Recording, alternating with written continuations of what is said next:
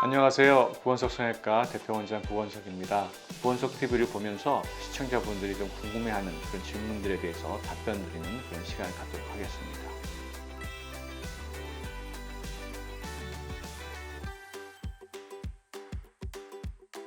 먼저 앞턱 성형에 대한 질문들을 살펴보도록 하겠습니다. T절골술은 이렇게 신경선을 5mm 정도 떨어진 곳에 수평 절개를 하고 턱 끝에 있는 골편을 중앙과 상부로 이동하는 수술입니다. 그래서 하악각까지 같이 다듬어 주는 것인데요. 이럴 때 뼈의 모양에 따라서 이 수평 절골선이 신경선과 너무 가까이 갈 경우도 있습니다. 앞턱 부분 길이가 너무 짧다든가 폭만 넓고 이 길이는 짧은 경우에는 어쩔 수 없이 신경선에 가깝게 수평 절골을 할 수밖에 없습니다. 그럴 경우에는 시옷 절골을 통해서 이렇게 가운데서 높이 들어가고 바깥으로 내려갈 때는 비스듬하게 내려가면 신경선을 피하면서 이 중앙 부분의 턱끝 골편을 만들어내서 우리가 원하는 위치로 이동할 수 있는 그런 점이 있습니다. 그래서 절골선의 위치가 모양이 다르다 하는 것이고요. 시옷 절골설이 오히려 턱의 모양에 상관없이 다양한 경우에 모두 사용되는 방법이라는 장점이 있습니다. 한편 이 시옷 절골선은 비대칭을 교정하는 데 있어서는 조금 기술적으로 복잡한 그런 부분이 있어서 경험이 많이 필요하다 이렇게 생각이 됩니다.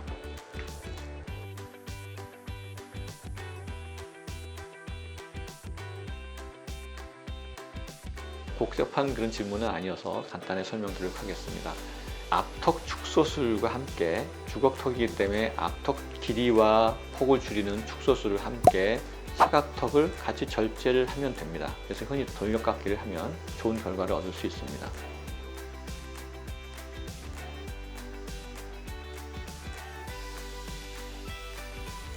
우리가 생각한데 남성의 턱뼈는 여성보다 더 크고 두껍고 단단하죠. 그래서 우선 절골할 때 더 힘이 듭니다.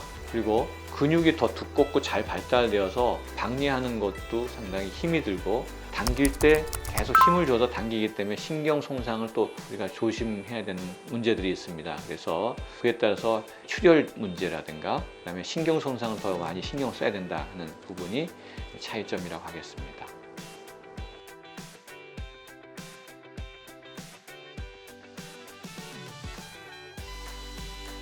맨 먼저 교합이 맞느냐 안 맞느냐를 봐야 됩니다.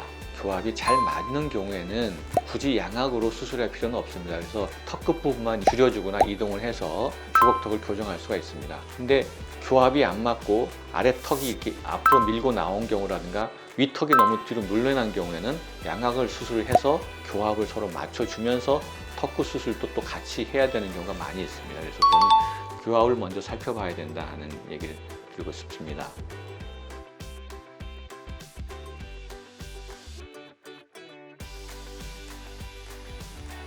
당연히 됩니다.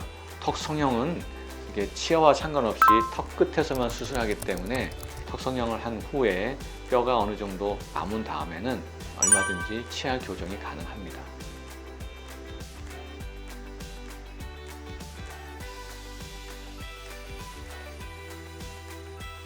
물론 가능합니다. 수술 전에 앞턱의 그 비대칭 정도와 위치, 방향, 각도 이런 것들을 면밀히 살펴서 비대칭을 어떻게 교정할 것인지 정확한 계획을 세운 다음에 수술하는 것이 중요하다 하겠습니다.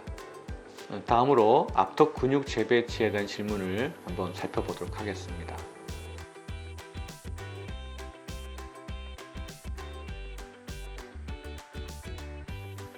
앞턱 근육 재배치를 한 이후에 근육이 뼈에 단단하게 붙는 그런 기간이 있습니다.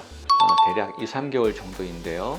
근육이 제 위치에 가서 2~3개월 동안 붙기만 하면 그 이후에는 원래 턱 근육처럼 어떤 충격에도 충분히 잘 견뎌서 제 위치를 잘 유지할 수 있습니다. 그 다음에 볼링 현상이 나타날 경우에는 원인을 우선 파악을 해야 됩니다. 아무런 수술을 하지 않았는데도 볼링이 있다. 이거는 좀 납득이 안 가고요. 그런 경우에는 그냥 보톡스로 해결하는 것이 가장 무난합니다. 그런데 앞턱 성형을 한 이후에 볼링이 나타났다. 그러면 그 이유를 잘 분석을 해야 됩니다. 예를 들면 뼈가 있고 근육이 있을 때 근육을 들친 다음에 뼈를 수술했습니다. 뼈가 너무 많이 줄어들었어요. 볼륨이 줄어들었어요. 그럼 근육이 남겠죠? 그 남은 상태에서 이렇게 뼈에 이렇게 붙게 되면 근육이 뭉치면서 그게 볼링이라는 현상이 나타납니다. 이런 경우에는 다시 박리를 해서 근육을 펼친 다음에 제자리로 가서 붙도록 근육 재배치를 하면 그 문제를 해결할 수 있습니다.